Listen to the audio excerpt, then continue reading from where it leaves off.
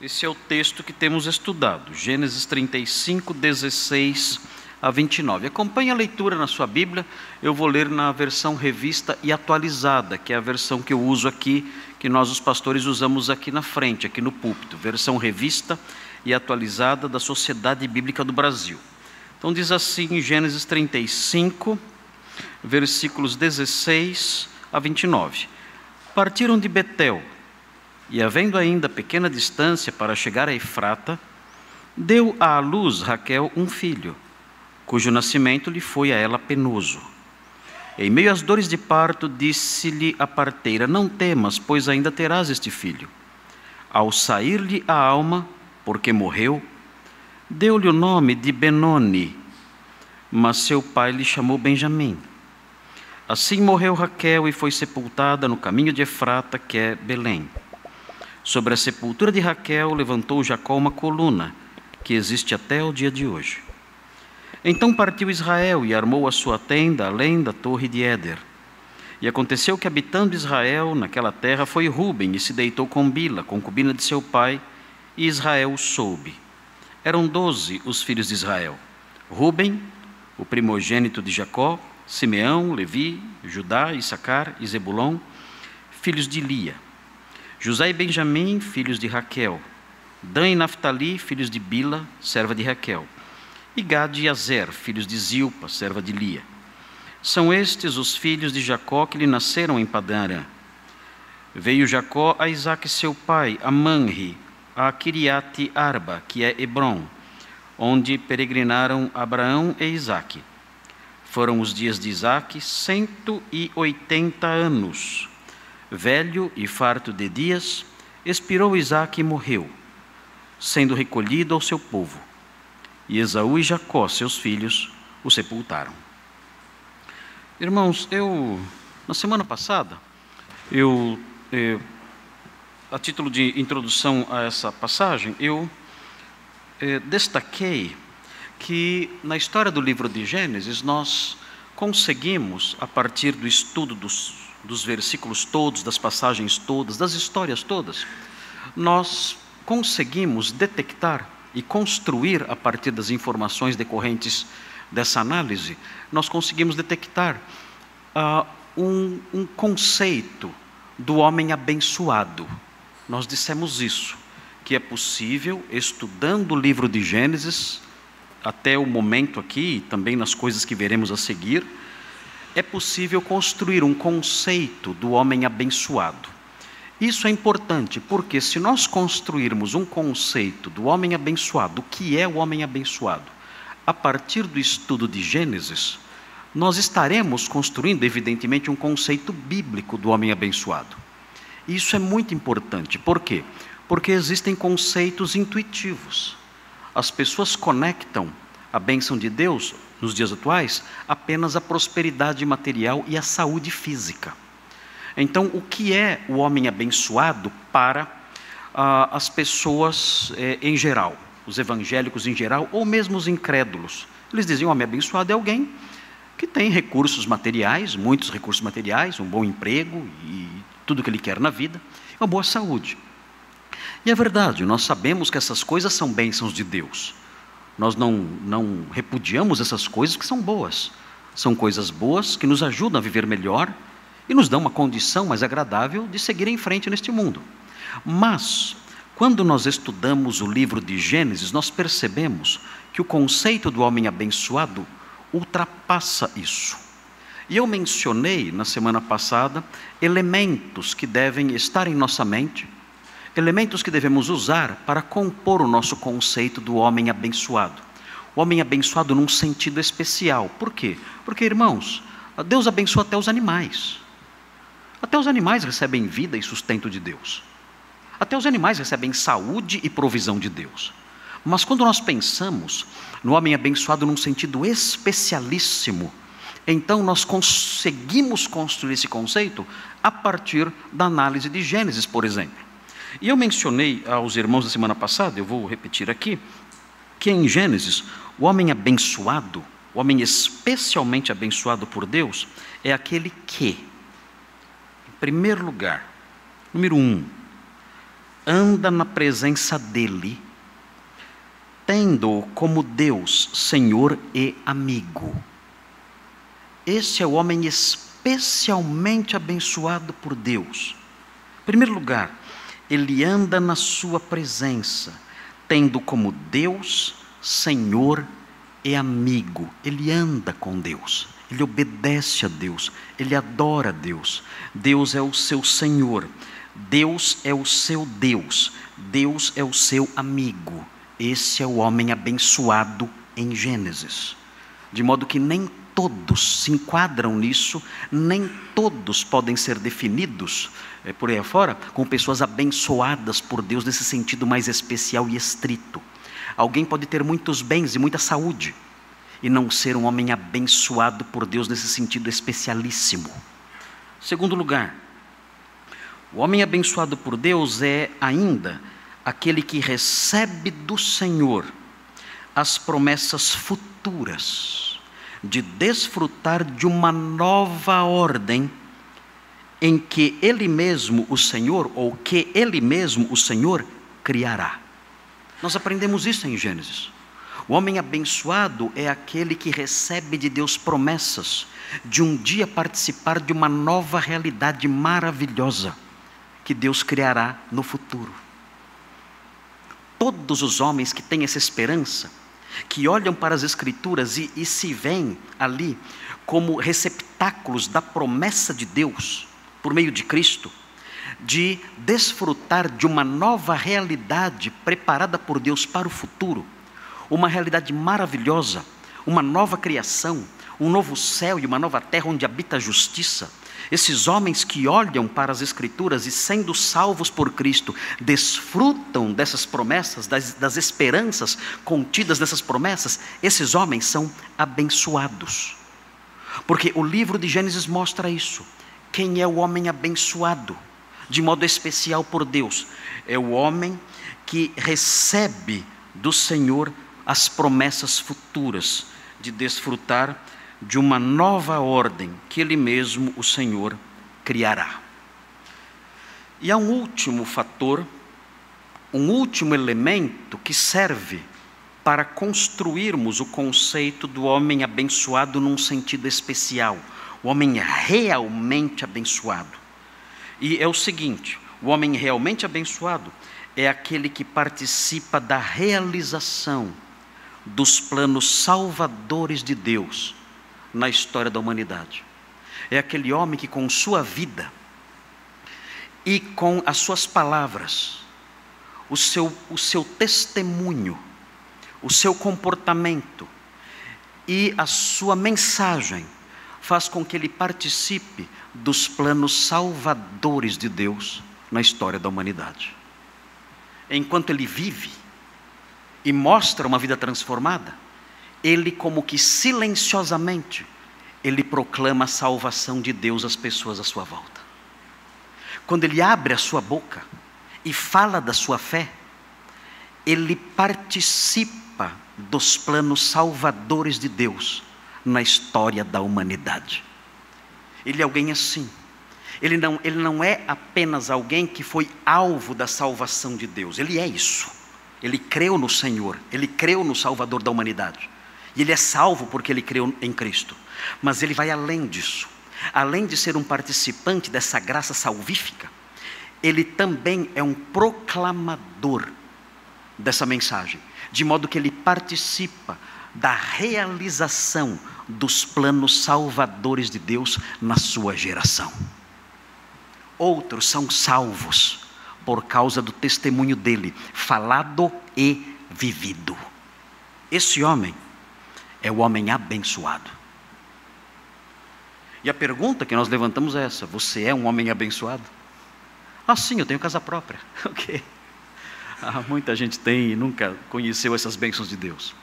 Ah, sim, eu tenho um bom emprego, tenho saúde e vou indo bem. Queridos, tudo isso é bênção de Deus, não há dúvida. Mas quando perguntamos isso, temos em mente esses fatores mencionados aqui. Você é alguém assim? Se você é alguém assim, se você se encaixa nesses 3 itens que eu mencionei, então você se encaixa no conceito de homem abençoado, conforme o ensino de Gênesis. E por que nós dissemos isso? Por que nós afirmamos e construímos esse conceito especialíssimo do homem abençoado? Nós dissemos isso porque aprendemos que depois que Jacó foi abençoado por Deus no capítulo 35, algumas tragédias começaram a acontecer com ele. E existe uma espécie de ironia nessa história. Como pode isso? Jacó acabou de receber de Deus algumas promessas de bênçãos. Deus o abençoou no capítulo 35, em Betel. Mas logo depois disso, nós aprendemos, a partir do versículo 16, que 3 tragédias recaíram sobre ele. Ora, ele é um homem abençoado ou não? Essa ironia presente nisso, esse contraste tão grande, ele é abençoado em alguns versículos, nos versículos seguintes ele já logo experimenta essas tragédias. Isso serve para reforçar a ideia de que o homem abençoado não é necessariamente o homem que não encontra reveses na vida. E as tragédias que nós vemos no texto que lemos, logo depois de Jacó ter sido abençoado, são 3, como eu disse. A primeira está nos versículos 16 a 20. E qual é essa tragédia? A primeira tragédia é a morte da esposa preferida. Ele tinha uma esposa preferida? Tinha uma esposa preferida. Tinha 4 mulheres. E a preferida dele era Raquel. Assim como eu tenho uma esposa só e é a preferida. Simone é minha esposa preferida. Ele também tinha uma esposa preferida, só que entre 4. E essa esposa preferida dele, Raquel, morre. Nos versículos 16 a 20, nós encontramos o relato da morte de Raquel. Certamente Raquel devia ter nessa época, talvez entre 35 e 40 anos de idade. Era nova. Ela deu à luz seu último filho, seu segundo filho. E padeceu tanto que morreu. Nós veremos os detalhes disso aqui no nosso texto. Nós vamos observar a descrição dessa tragédia. Mas há uma segunda tragédia que aconteceu com Jacó depois que ele foi abençoado. A segunda tragédia está nos versículos 21 a 26. E é a traição do filho primogênito. Jacó teve uma experiência tão amarga que poucos homens nesta vida experimentam. O seu filho mais velho, seu filho primogênito, aquele que ocupava o lugar de maior honra entre os demais filhos, o filho mais velho. Naqueles dias, o primogênito desfrutava de uma posição especial de honra dentro da casa. Esse filho mais velho, Rúben, ele possuiu uma das concubinas de seu pai, Bila, e assim ele maculou o leito do seu pai. Ele traiu seu pai. Ele fornicou com aquela mulher, que era a mulher do pai dele. E isso era simplesmente abominável. E Jacó soube disso. Nós não aprendemos, o texto não fala qual foi a reação de Jacó, o texto não explica nada sobre isso, só diz isso, só mostra que Rúben fez isso. E isso vai nos ajudando, quando nós olhamos para isso, isso vai nos ajudando a perceber o tipo de filhos que Jacó teve. Jacó não foi um pai com uma experiência muito boa. Aliás, a experiência de Jacó como pai foi péssima, uma das piores possíveis. E era o homem abençoado por Deus.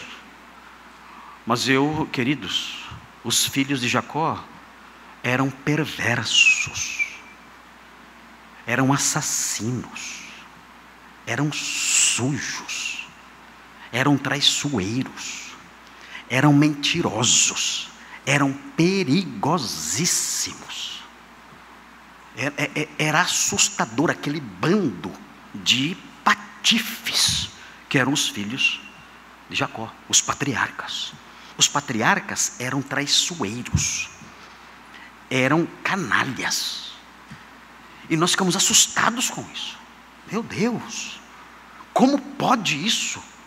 E Jacó teve esses filhos, e o caráter deles já apareceu no caso de Siquém, que os irmãos acompanharam, eles agindo como assassinos de toda uma cidade, traiçoeiros e assassinos de toda uma cidade.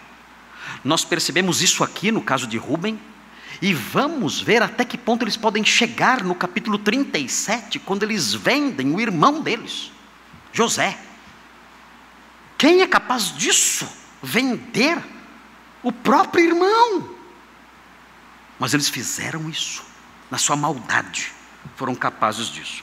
Então, nós vemos essa segunda tragédia acontecendo com Jacó aqui. Um homem abençoado por Deus, mas enfrenta essa terrível e triste tragédia. E por último, nós vemos nos versículos 27 a 29, outro golpe pesado sobre Jacó. A perda do pai esmorecido. A perda do pai esmorecido. O texto diz que Isaac tinha 180 anos de idade. E ele faleceu em Hebrom. E Jacó o sepultou juntamente ali com seu irmão Esaú, auxiliado por seu irmão Esaú, acompanhado por seu irmão Esaú, ele sepultou seu pai, que tinha então a época da sua morte 180 anos. Foi uma outra tragédia que aconteceu na vida de Jacó, ao fim do capítulo 35. Tudo isso nos ensina essa lição. O homem abençoado por Deus enfrenta tragédias. Porque o conceito de ser abençoado por Deus em Gênesis é diferente do conceito comum que nós conhecemos por aí, o conceito mais intuitivo e mais geral. Muito bem, queridos, vamos então olhar para a primeira tragédia que recaiu sobre Jacó. Vamos andar sobre os versículos 16 a 20. Olhando para os versículos 16 a 20, nós vamos conhecer a história bíblica. E ela vai então se fixando em nossa mente. E na medida que ela vai se fixando em nossa mente, nós vamos sendo robustecidos sem perceber. Porque a palavra de Deus é isso, é palavra de Deus. E ela é alimento, ela nos nutre, ela nos sustenta. E nós não percebemos isso muitas vezes. Quando nós comemos, quando nós nos alimentamos, almoçamos, tomamos café, almoçamos e jantamos, nós não percebemos, nós não sentimos necessariamente o efeito que aquilo tem em nosso organismo. Nós simplesmente comemos e seguimos a vida. Com a palavra de Deus é semelhante. Nós vamos comendo as suas porções, nós vamos saboreando as suas porções, sem perceber o que ela está fazendo em nós. Mas enquanto nós vamos saboreando os seus versículos, as suas frases e as suas palavras santas, essas coisas vão entrando em nós e vão mudando a nossa vida, vão nos robustecendo, vão desenhando o nosso caráter, vão santificando a nossa mente, o nosso coração, e nós vamos sendo transformados aos poucos. Por isso então nós caminhamos assim. O que o pastor faz? O pastor pega esse pão, e o que eu faço com esse pão? Eu corto em pedacinhos para servir os filhos pequenos. E eu faço aviãozinho com os irmãos aqui. E eu vou colocando esses pedacinhos na boca dos irmãos, ao longo dos anos e anos fazendo isso. Anos e anos fazendo aviãozinho. E os irmãos vão comendo esses pedacinhos. Aos poucos, anos e anos, toda semana, vem o pastor com o aviãozinho, mais um pedacinho do pãozinho, outro pedacinho. Os irmãos vão comendo. E o tempo passa. E os irmãos se tornam jovens mais fortes para enfrentar os perigos da universidade. Os irmãos se tornam maridos melhores para enfrentar os desafios da casa. As irmãs se tornam mulheres mais santas para lidar com as questões ligadas ao seu papel de esposas e mães e donas de casa. Os irmãos que estão aqui, que trabalham, se tornam profissionais melhores, de maior qualidade, mais honestos, mais dedicados. O que está acontecendo com esse povo? É simples. Esse povo, ao longo dos anos, está comendo os pedacinhos santos da Escritura. E enquanto vão comendo os pedacinhos santos da Escritura, vão sendo transformados, vão sendo modelados à imagem de Jesus. Então, é a hora do aviãozinho agora. Então os irmãos vão comer os pedacinhos que eu vou levar às suas bocas. E vão mastigá-los, e vão digeri-los, e vão saboreá-los. E isso ao longo dos anos fará com que os irmãos sejam transformados e amadureçam e se tornem crentes mais e mais parecidos com Jesus. Vamos olhar então o texto, vamos caminhar sobre ele. Vejam o versículo 16, observem. Os primeiros pedacinhos do nosso pão. Diz assim: partiram de Betel. Eles partiram de Betel, eles tinham saído de Siquém, onde houve a terrível tragédia, em que os filhos de Jacó mataram os siquemitas à traição. Eles saíram de Siquém, foram a Betel. Em Betel houve a renovação da promessa, e agora eles entram numa segunda etapa da sua jornada. A primeira etapa foi de Siquém até Betel. Agora, a segunda etapa começa agora. Eles saem de Betel e vão caminhando para o sul. Notem, prestem atenção, qual é o destino deles? O destino deles está no versículo 27. O versículo 27 mostra o destino. Vejam, diz assim: veio Jacó a Isaque, seu pai, a Manre, a Kiriate Arba, que é Hebrom, onde peregrinaram Abrão e Isaque. Qual é o destino de Jacó e seu clã? O alvo deles é chegar em Hebrom. Pergunta: por que eles querem chegar em Hebrom? Qual é o propósito disso? É muito simples. O que está acontecendo aqui é algo relacionado com o capítulo 28. É muito interessante ver como os capítulos posteriores da vida de Jacó, eles como que circulam em torno, eles orbitam em torno do capítulo 28. Vejam o que diz o capítulo 28, nos versículos 20 e 21. Vire as páginas da Bíblia um pouquinho. Capítulo 28, versículos 20 e 21, e vejam aí qual era o desejo, o anelo de Jacó, quando ele fugiu de Canaã e foi para Padã Arã, onde ele ficou 20 anos autoexilado. Vejam qual era o desejo que ele expressa aqui. Ele expressa um desejo. E veja o que acontece. O versículo 20 diz assim: fez também Jacó um voto dizendo: se Deus for comigo e me guardar nesta jornada que empreendo, e me der pão para comer e roupa que me vista, de maneira que eu volte em paz para a casa de meu pai. O que ele está fazendo? Ele está voltando para a casa do seu pai. Esse é o objetivo da viagem. O texto está mostrando que tudo aquilo que ele esperava de Deus está acontecendo.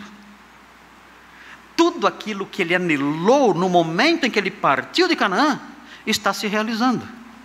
Por isso ele está indo para Hebrom. Por isso o narrador mostra essa viagem, ele indo para Hebrom.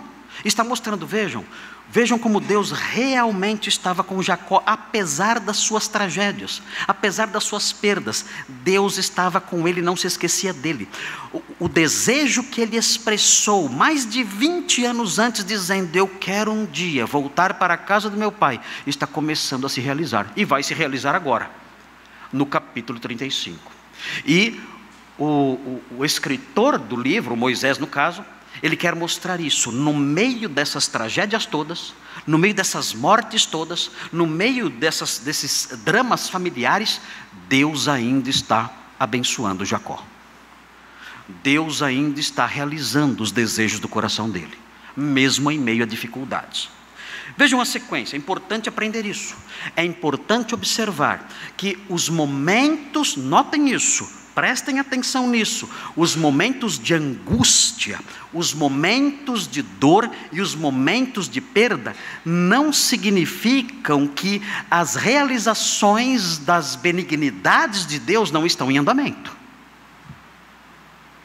Deus pode ser ao mesmo tempo benigno, enquanto Ele administra sobre nós uma dificuldade e uma tragédia. É o que nós vemos aqui. Jacó está nesse trecho da sua vida, nessa altura da sua vida, enfrentando tragédias, mas ao mesmo tempo, correndo em paralelo com isso, Deus está realizando um propósito e um desejo dele. Você está voltando para a casa do seu pai. As duas coisas caminhando juntas. A dificuldade procedente da experiência dramática neste mundo e o experimentar da beneficência, da bondade, do cuidado, do carinho de Deus com sua vida ao mesmo tempo.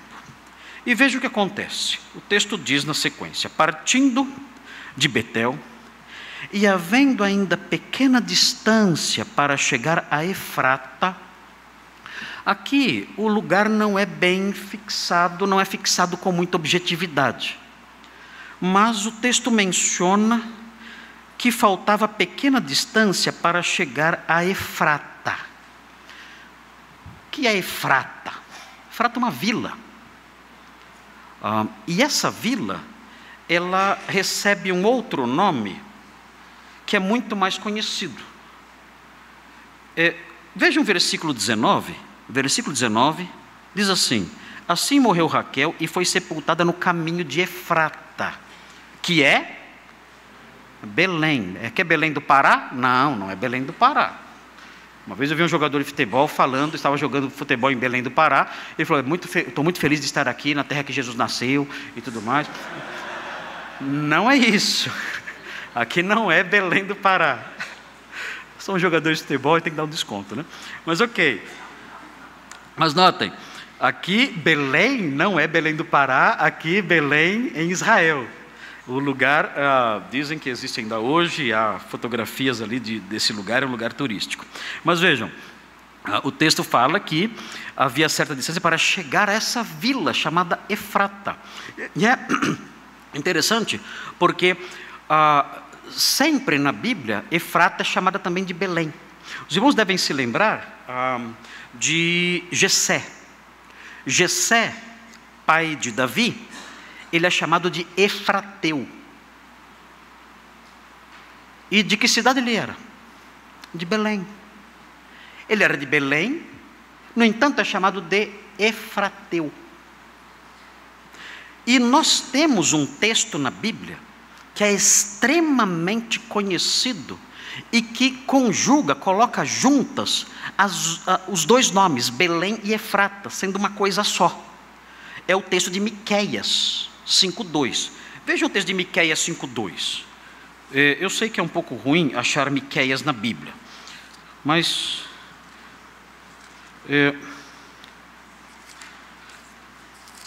é antes de Naum. Não sei se ajudei muito. Antes de Naum você encontra Miqueias. E veja no capítulo 5, versículo 2, é um texto muito lindo, porque é um texto que faz referência ao Messias prometido a Israel. Nós temos falado sobre essas coisas aqui. Nós falamos há poucas semanas sobre um reino messiânico, um reino em que um rei reinará para sempre. E aqui nós temos mais uma informação sobre esse rei. Vejam que interessante, além de unificar os dois nomes, também existe aqui uma referência ao rei messiânico. O texto diz assim: e tu, Belém Efrata. Veja o nome. E tu, Belém Efrata. E vejam, Miqueias 5:2. E tu, Belém Efrata, o texto prossegue e descreve o tamanho dessa cidade. Pequena demais, era uma vilinha, uma pequena vila simples, muito pequena. Pequena demais para figurar como grupo de milhares de Judá. De ti me sairá o que há de reinar em Israel. É uma referência a um grande rei, que nasceria em Belém Efrata. Vocês sabem quem é? Alguém aqui desconfia de quem seja esse rei?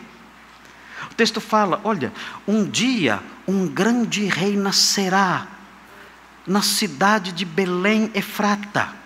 Essa vilazinha tão pequena, haverá uma como que ironia histórica, porque a menor cidadezinha de Israel será o berço do maior rei da humanidade. Muito lindo isso. É muito lindo perceber esse contraste presente no versículo. A menor cidadezinha aí de Israel, a menor vilazinha mais simples, ela será o berço do maior rei da história da humanidade. E prossegue descrevendo esse rei com cores que nós não podemos aplicar a rei nenhum. O texto diz, o texto prossegue e fala: e cujas origens são desde os tempos antigos, desde os dias da eternidade. O que ele está dizendo aqui? Isso não pode ser verdade, isso não pode existir. Ele diz: o rei que sairá de vocês, que nascerá aí, é um rei que na verdade, ele existe desde toda a eternidade. Ele nascerá aí, mas esse não será o seu início, porque ele existe desde toda a eternidade. É um texto maravilhoso este aqui, ensinando que o Messias seria um rei humano, porque nasceria em Belém, mas divino, porque suas origens são desde a eternidade. E nós aprendemos isso olhando esse versículo. Ele nasceria no tempo e no espaço, seria um homem como nós, nascido numa pequena cidade, mas também seria Deus, cujas origens são desde os tempos eternos. É Jesus de Nazaré, o grandioso rei de Israel, que um dia reinará, como aprendemos há poucas semanas. Um dia reinará usando o seu cetro de justiça, o seu cetro de ferro, governando as nações em toda a terra, fazendo com que o conhecimento de Deus se espalhe por toda a terra, como as águas cobrem o mar. No reino de justiça e de paz do Messias, o Rei divino, adorável, sentado ali no trono de Davi seu pai, como o anjo anunciou a sua mãe. Nós aguardamos esse dia, nós olhamos para esse texto dizendo: Senhor, algo já se cumpriu aqui, mas ainda falta esse reino se estabelecer. O rei já nasceu, o rei nasceu em Belém Efrata, o rei eterno nasceu em Belém Efrata. Venha o teu reino, como ele mesmo ensinou a orar: venha o teu reino. Essa cidade evoca em nós as mais lindas lembranças e as mais doces esperanças. É um versículo que nos faz olhar para trás, o dia em que o rei nasceu. E é um versículo que nos faz olhar para frente, a esperança de que um dia esse rei governará Israel e toda a terra.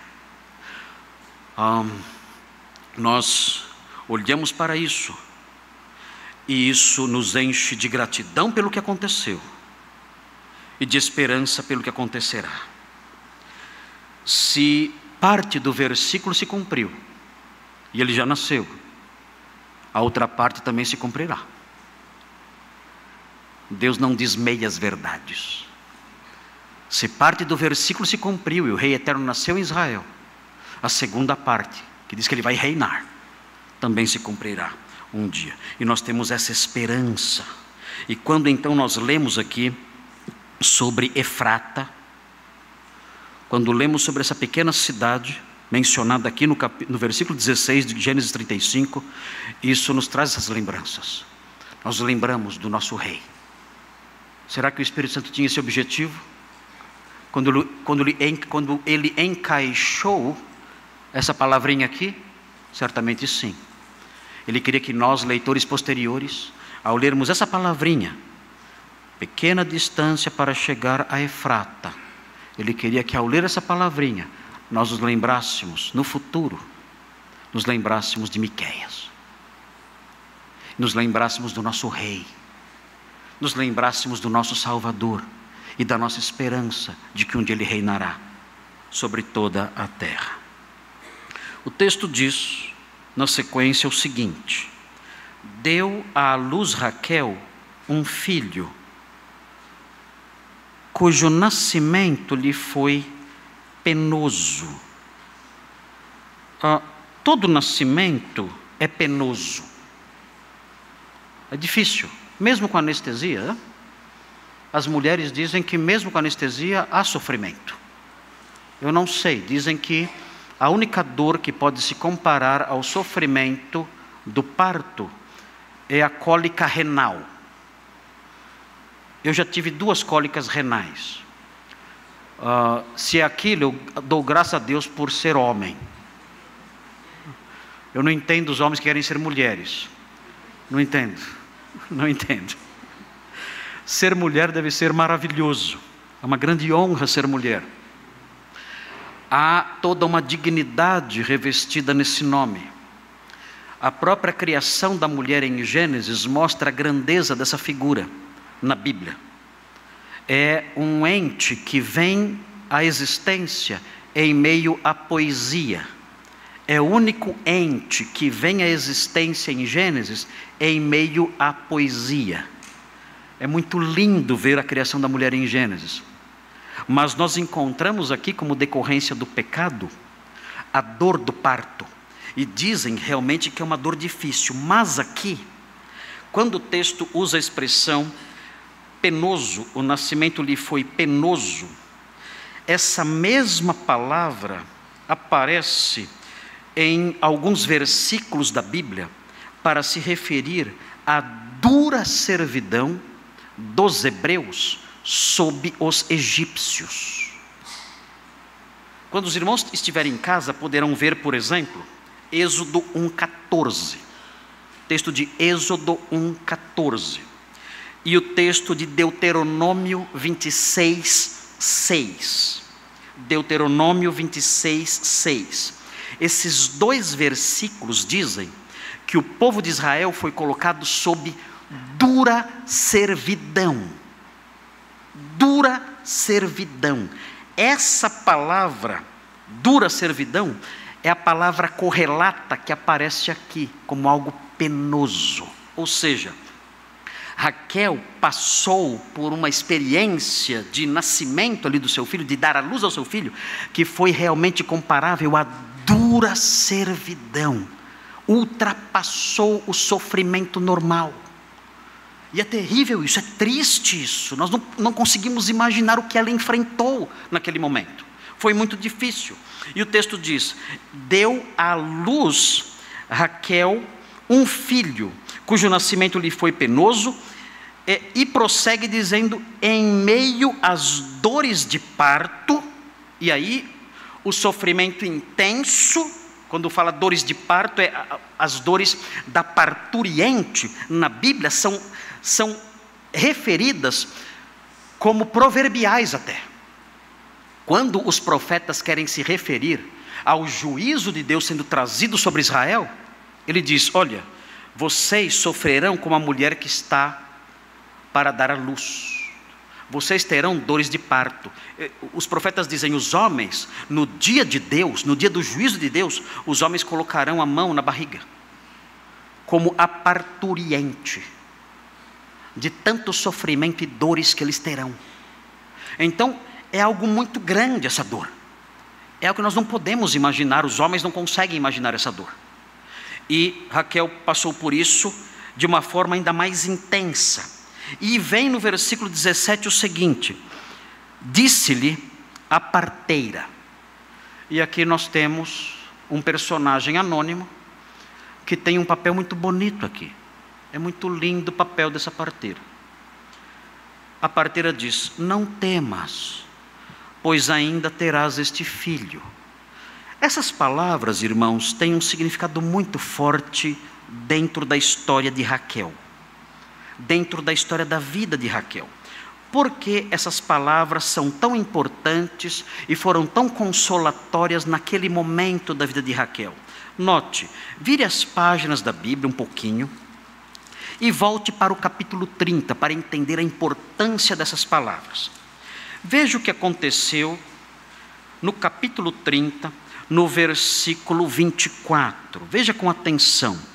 Você vê aqui Raquel falando quando nasceu José.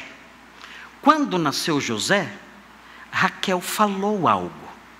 E o que ela disse expressava um desejo muito grande dela, um desejo enorme dela. E veja o que ela fala então no versículo 24 do capítulo 30. E lhe chamou José. Quando nasceu o primeiro filho de Jacó, de Raquel, esse filho foi chamado de José. Por quê? Veja, dê-me o Senhor ainda outro filho. Esse era o significado de José. José significa o Senhor acrescente. Esse é o significado de José, o Senhor acrescente. Quando Raquel teve José, seu primeiro filho e único filho até então, ela disse isso, ela fez um pedido, que o Senhor acrescente, que o Senhor me dê mais um. Por isso deu o nome de José, que significa isso, o Senhor acrescente. Se você se chama José, esse é o significado do seu nome. Zé é isso. É isso que significa Zé. O Senhor acrescente. Então, naquele momento, quando ela olhou para o seu bebê, que nasceu ali, ela disse: ele vai se chamar José. Por quê? Porque ele junto com a chegada dele, eu enuncio aqui um pedido, um desejo, que o Senhor acrescente, que venha mais um. Então nós voltamos para o capítulo 35. E quando chegamos no capítulo 35, nós olhamos para o versículo 17, e a parteira diz para Raquel: não temas, pois ainda terás este filho. Ou seja, o seu desejo se realizou, se concretizou. Vocês conseguem perceber nessa história, nesse pequeno detalhe, como Deus mescla as coisas? O que nós temos aqui? Dor, tragédia e bênção. Como Deus faz isso? Senhor, o Senhor tem uma sabedoria que eu não consigo assimilar plenamente. De onde vêm essas coisas? Qual é a profundidade do abismo da sua mente? Qual é o tamanho do despenhadeiro, da cordilheira do seu entendimento? Como o Senhor pode unir essas coisas? Como no meio de um sofrimento mortal, aterrorizante, uma agonia imensa, o Senhor naquele momento estar também abençoando, cumprindo o desejo daquele coração ferido, cansado, cheio de medo. Como pode isso? Como pode a graça de Deus e a sua bondade ser capaz de penetrar o mármore duro, gelado, sólido da dor? Como pode isso? Mas sua bondade faz isso. Ela entra, ela penetra no mármore duro e sólido da dor e se mescla com ela. E na dor então, Raquel encontra a graça. Estou tendo um filho, o Senhor acrescentou. Esse é o nosso Deus. Que Ele nos dê olhos para ver essas coisas. Que nos momentos de dor, de angústia e de medo, possamos ver a sua mão bondosa, atuando ali. Porque Ele age assim. Ele age desse modo, Ele é capaz disso. Ele é capaz de fazer poesia no meio da escuridão. Ele é capaz de lançar faixos de luz no meio das trevas. Ele é capaz de mesclar o mel do consolo no meio do absinto do sofrimento. Ele faz isso. Temos que conhecer esse Deus e desenvolver olhos para perceber essas coisas. Quando estamos num hospital, quando estamos enfrentando problemas sérios na família, quando estamos passando por fases difíceis da vida, que Ele nos dê olhos para perceber que os momentos difíceis são permeados por graça, por amor e cuidado. Esse é o nosso Deus. E Ele usou aquela parteira anônima para consolar Raquel nos seus últimos momentos. É interessante observar como as parteiras de Israel eram parteiras consolatórias. Eu acho que as pessoas que trabalham na área médica têm que aprender com as parteiras de Israel. Os profissionais de saúde, todos eles têm que aprender com as parteiras de Israel. Nós temos médicos aqui, enfermeiras, graças a Deus todos eles já aprenderam com as parteiras de Israel. Mas todos, na realidade, todos os profissionais de saúde do Brasil deveriam aprender com as parteiras de Israel. Porque as parteiras de Israel, além de serem boas profissionais, elas são consoladoras, elas consolam as pessoas. Elas parecem que percebem que aquele momento difícil de dor é um momento que precisa não somente de uma atuação técnica e profissional, mas a pessoa, sob os seus cuidados, precisa também de conforto emocional. E elas percebem isso. E essa parteira mostra isso. Essa parteira diz a ela: olha, não tenha medo, calma. Você está tendo de fato um filho. Alegre-se, anime-se, você está tendo um filho. E consola aquela moça que está ali sofrendo tanto. Vejam, há um outro exemplo disso muito lindo em 1 Samuel. Então, enfermeiras, parteiras, médicos.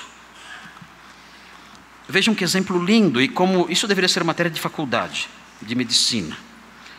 Uma matéria chamada As Parteiras de Israel.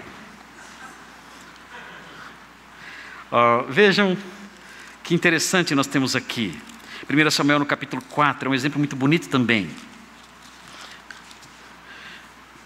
Aqui é um grupo de parteiras que estão cuidando da mulher de Finéias, que era nora de Eli, o sacerdote, nos dias em que Samuel era criança. 1 Samuel, capítulo 4, versículos 19 e 20. Vejam um exemplo dessas parteiras. Diz assim: estando sua nora de Eli, a mulher de Finéias, filho de Eli, grávida, e próximo o parto, ouvindo estas novas, de que a arca de Deus fora tomada, e de que seu sogro e seu marido morreram, uma grande tragédia, encurvou-se e deu à luz, porquanto as dores lhe sobrevieram. Ela recebeu a notícia trágica da morte do sogro e do marido, e do fato da arca ter sido arrebatada pelos filisteus. 20. Ao expirar, disseram as mulheres que a assistiam. Veja aqui as enfermeiras, as parteiras, falando. Veja o que elas vão dizer: não temas, pois tiveste um filho. Elas repetem as palavras de Raquel, da parteira de Raquel. Ela, porém, não respondeu, nem fez caso disso. E o texto prossegue dizendo que ela deu o nome da criança de Icavod, que significa foi-se a glória. É curioso notar que as pessoas voltadas para essa profissão, parênteses aqui, elas têm essa inclinação, esse desejo de serem úteis e serem consoladoras em momentos difíceis. É como se Deus preparasse essas pessoas, dando-lhes um dom especial para isso, para que sejam não somente pessoas que cuidam do físico da pessoa, mas também têm certa sensibilidade para consolá-las. Isso é importante. Os médicos, as enfermeiras, os técnicos de enfermagem que não têm isso, devem abandonar a sua profissão. É triste perceber que muitas pessoas seguem nessas carreiras por questões financeiras. Os médicos são muito bem remunerados. E hoje em dia, dificilmente alguém do ramo de saúde fica desempregado, porque é muita necessidade. Então muitas pessoas entram por esse caminho com objetivos mais de realização profissional e financeira.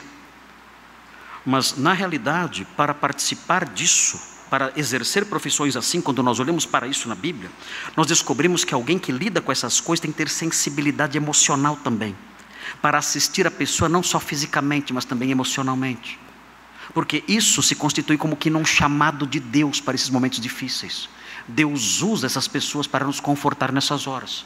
E a pessoa que está nessa área, envolvido nessa área profissional, e não tem isso, e não tem essa sensibilidade, antes é grosseiro, é estúpido, é sem educação, e trata os seus pacientes, as pessoas que estão ali, de modo áspero, essa pessoa não deve exercer essa profissão. Não é para ela isso. Tem que abandonar isso. Eu me lembro quando eu estava internado com meu problema abdominal, eu tive uma infecção depois da cirurgia, e uma infecção grande na minha cicatriz, e a médica, quando viu aquela infecção, ela disse para mim: eu vou ter que internar você. Eu disse: meu Deus, eu não suporto ficar aqui no hospital. Eu disse: eu tenho que internar você e tenho que tratar você com antibióticos fortes, porque imaginem se isso se espalha. Então você vai ter que ficar aqui no hospital, tomando esses medicamentos fortes, para vencermos essa infecção na sua cicatriz. E eu fiquei no hospital 3 dias, tomando esses antibióticos todos. Irmãos, houve um dia em que eu estava tão triste, não sei explicar. Fui acometido de uma tristeza tão grande, sentindo uma solidão. A Simone, foi num dos raros momentos em que a Simone não estava comigo no quarto. Nos raros momentos. Nós tínhamos as meninas, ela tinha que cuidar de tudo. A Simone sofreu muito nessa época. Eu estava ali sozinho. E entrou uma técnica de enfermagem, uma senhorinha. Ela entrou no quarto. Entrou no quarto e começou a trocar minha medicação. E sempre muito simpático. Esse é o Marcos, tudo bem e tal. Eu não sei, por alguma razão as enfermeiras falam bem alto com os pacientes. Eu acho que elas pensam que os pacientes ficam surdos. Eu não sei, ela deve ter alguma ideia assim. Elas, seu Marcos, tudo bem? Olha, o meu problema é aqui, não é no ouvido, é no meu abdômen. Eu não fiquei surdo com essa doença. Mas elas fazem assim, não sei porquê. Mas enfim, e eu olhei para ela, eu estava ali quieto, muito silencioso, muito quieto, e eu disse a ela assim, olha, vejam, é muito difícil fazer isso, eu não entendo até hoje como eu fiz isso, eu não entendo como eu fiz isso. Eu disse àquela senhorinha simples, uma técnica de enfermagem simples ali, uma senhorinha, eu disse a ela assim, eu estou com medo. Eu disse a ela, eu estou com medo. Queridos, que anjo aquela mulher. Que anjo que Deus mandou. Ela disse assim para mim, com medo? Não. Ela sorriu dizendo, não tenha medo. O Senhor vai embora depressa. Esses remédios vão fazer efeito. Eu sei. Eu trabalho aqui. Várias pessoas já passaram por isso. E vão embora logo. O Senhor não precisa ter medo. Ela me consolou. Me confortou. Não sei o nome dela. Acho que foi um anjo, já logo subiu e foi embora. Ela trouxe esse conforto especial naquele instante. É muito lindo isso, é muito lindo. E nós vemos aqui nas Escrituras isso. Nas Escrituras nós encontramos orientações até profissionais. Então os profissionais da saúde aprendem com isso. Minha filha vai ser enfermeira. Cadê ela? Foi embora. Temos outros profissionais da saúde aqui. Nós temos que aprender com a palavra de Deus, ela deve ser instrutiva para nós. E os profissionais de saúde devem desenvolver esse lado, o conselho, a benevolência, a palavra de ânimo, a docilidade, a paciência, porque irmãos, os irmãos não têm ideia do quanto isso foi importante naquele dia, aquela senhorinha simples dizer essas palavras para mim com um doce sorriso nos lábios. Ela me restaurou. Eu me levantei e fui acometido de uma coragem maior, de uma disposição maior para enfrentar o problema e seguir em frente. Deus usa essas pessoas e Deus usou essa moça aqui, no texto que estamos estudando, para naquela hora difícil, de dor, ela consolar Raquel nos seus últimos momentos. Vejam o que acontece. O texto prossegue. E diz assim, fechando o nosso parênteses aqui sobre orientação profissional. Olhando aqui o versículo 18, diz assim, ao sair-lhe a alma, aqui alma pode significar fôlego. Ou seja, quando ela deu o último suspiro. Aqui o texto não está dizendo necessariamente que a alma saiu e foi para o céu, não é isso. Ainda que isso tenha acontecido. Mas o texto está dizendo que ela deu o último suspiro. E ao dar o último suspiro, irmãos, aqui é um momento muito solene aqui. É um momento muito triste e solene aqui da Bíblia. É uma matriarca de Israel que está morrendo aqui. Ao sair-lhe a alma, ao dar o último suspiro, deu-lhe o nome de Ben-Oni. Na nossa Bíblia, Benoni. Ben-Oni. O que significa Ben-Oni? Filho do meu sofrimento. Esse foi o nome dado ao único patriarca que nasceu em Canaã. E o que está acontecendo aqui nesse versículo, irmãos, isso é tocante demais. O que está acontecendo nesse versículo é algo maravilhoso, porque esse versículo está vinculando a família de Jacó à terra. A matriarca Raquel, a principal matriarca Raquel, está morrendo e sendo sepultada em Canaã. E o último patriarca está nascendo em Canaã. Há uma vinculação da família a Canaã. E por que é importante uma vinculação da família a Canaã? Porque Canaã é a terra que Deus prometeu a essa família. E Deus então vincula essa família à terra por sua história. A principal matriarca morre nela e é sepultada nela. E o último patriarca nasce em Canaã. O texto prossegue e diz: mas seu pai lhe chamou Benjamim. Todos os filhos de Jacó receberam nomes dados pela mãe. Todos. Não foi diferente aqui com Benjamim. A mãe deu o nome, Ben-Oni, filho do meu sofrimento.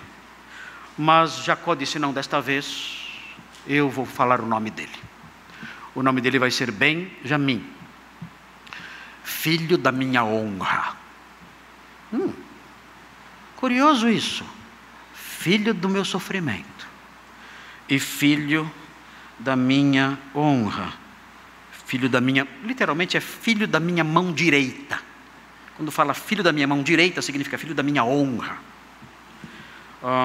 E é curioso isso, esse nome, Benjamim ter recebido esse nome duplo, filho do sofrimento e filho da minha honra.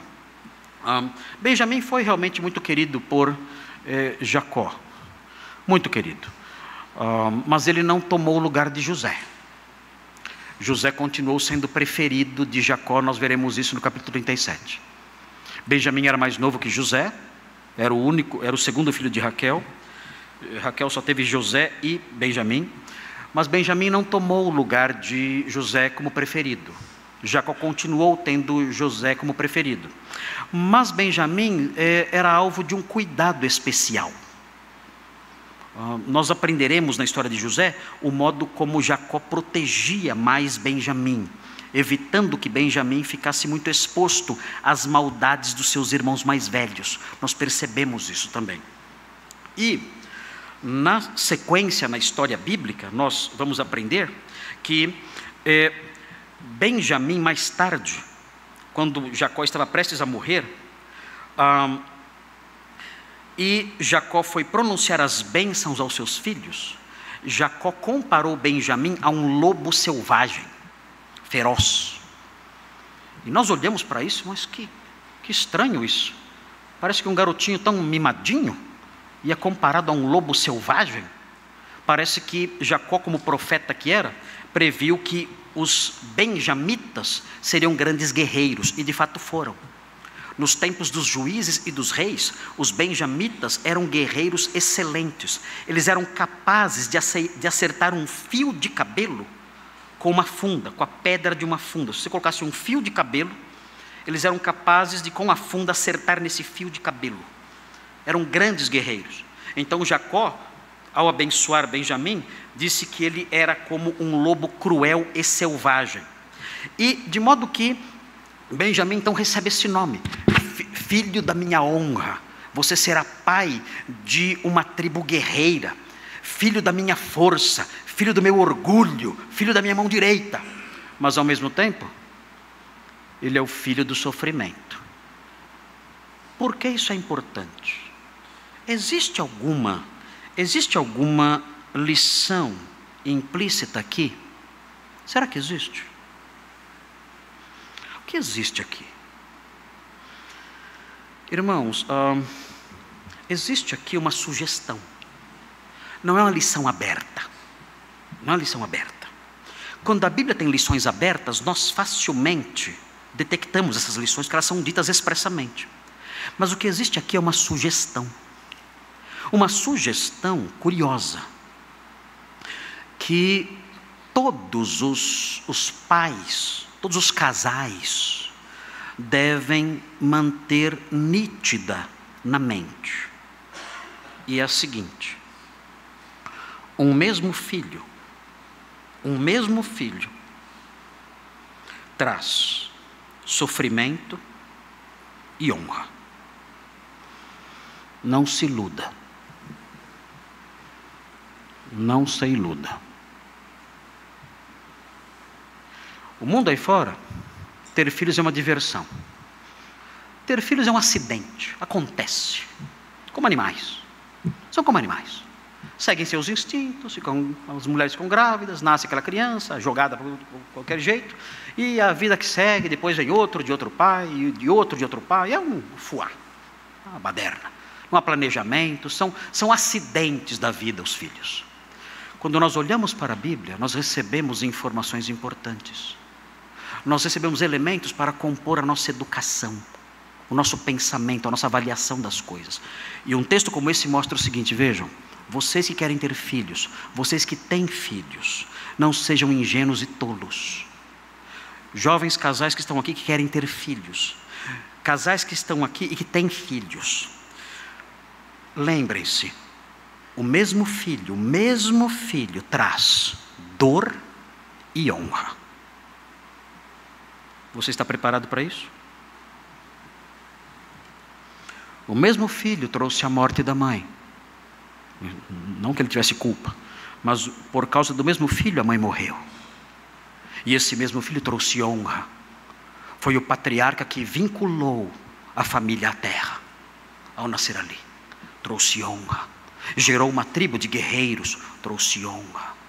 E um filho é assim. Queridos, não se iludam. Não esperem de mais nem de menos. Os filhos são assim. Os filhos trazem honra e sofrimento. E o pai crente, instruído na palavra, se prepara para isso. Ele sabe que estamos vivendo num vale de lágrimas. Que a vida neste mundo não tem perfeição em aspecto nenhum. Nós não somos capazes de gerar seres perfeitos que só trazem alegrias. Não. Os nossos filhos serão isso para nós, sempre. Eles serão fonte de tristeza muitas vezes, pelos seus erros, pelos problemas que advirão a eles, pelas enfermidades que eles terão, pelos dramas que eles vão enfrentar. Eles vão trazer tristezas para nós, dores terríveis, sofrimentos imensos, mas também trarão honras e alegrias para nós. E como homens e mulheres maduros, temos que estar preparados para isso. Quando minhas filhas casaram, eu disse, esse durou acho que 5 minutos.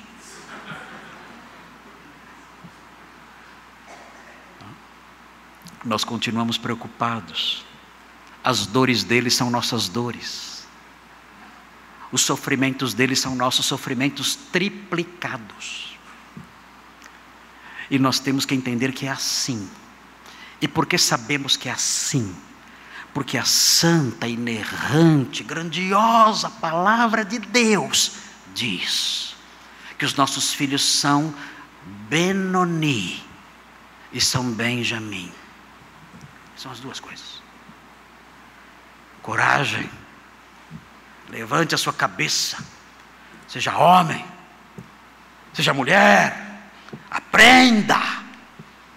Não se iluda com bobagens, com ingenuidades, com esperanças tolas. Entenda que a vida neste mundo é assim. Os filhos são Benoni.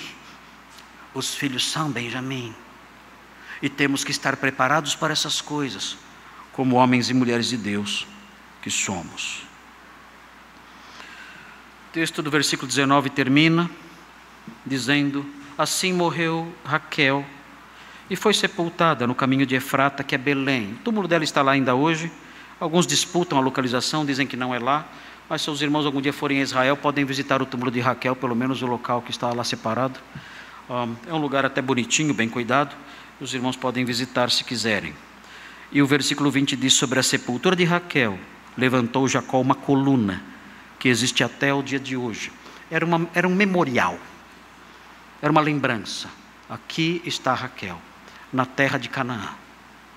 O nosso povo, a nossa matriarca principal, jaz aqui nesta terra, onde também nasceu o nosso último patriarca. Essa terra é nossa. E assim Deus vai caminhando na realização das suas promessas feitas aos patriarcas. Queridos, na semana que vem nós vamos ver o segundo item dessa passagem: a traição do filho primogênito. Que o Senhor nos ajude a prosseguir conhecendo essas coisas. Que o Senhor me ajude a continuar picando o pão e fazendo aviãozinho. Que os irmãos tenham paciência para ir recebendo essas pequenas doses da Sagrada Escritura e sejam fortalecidos, edificados e santificados por meio dela. Oremos. Santo Deus, louvamos o seu nome, ó Criador sábio, infinitamente bom. Ó Deus, precioso Deus, como é bom ser instruído por sua voz. Que seria de nós, ó Deus? Que seria de nós se fôssemos jogados neste mundo para viver como bem entendêssemos, seguindo os nossos próprios corações? Que seria de nós? Quantos erros, quantas misérias, quantas falhas cometeríamos? Quão infelizes seríamos? Mas o Senhor falou conosco do alto dos céus. O Senhor, do alto da sua grandeza, da sua sabedoria infinita, que ultrapassa o universo, o Senhor nos instrui, o Senhor nos ensina a viver, a pensar. Obrigado por isso. Faça, ó Deus, com que bebendo da sua palavra, comendo da sua palavra, sejamos sábios, sábios de verdade. Não sejamos como simples, tolos, inúteis, a ralé que não conhece nada. Não sejamos assim. Sejamos o seu povo, reis e sacerdotes, sábios, conhecendo a sua palavra e vivendo de acordo com ela, mostrando a esse mundo que nos cerca a grandeza de uma vida magistral, construída sobre aquilo que o Senhor nos revelou. Pedimos essas bênçãos, santifica-nos, dá-nos sabedoria, ajuda-nos a caminhar. Suplicamos, em nome de Jesus. Amém.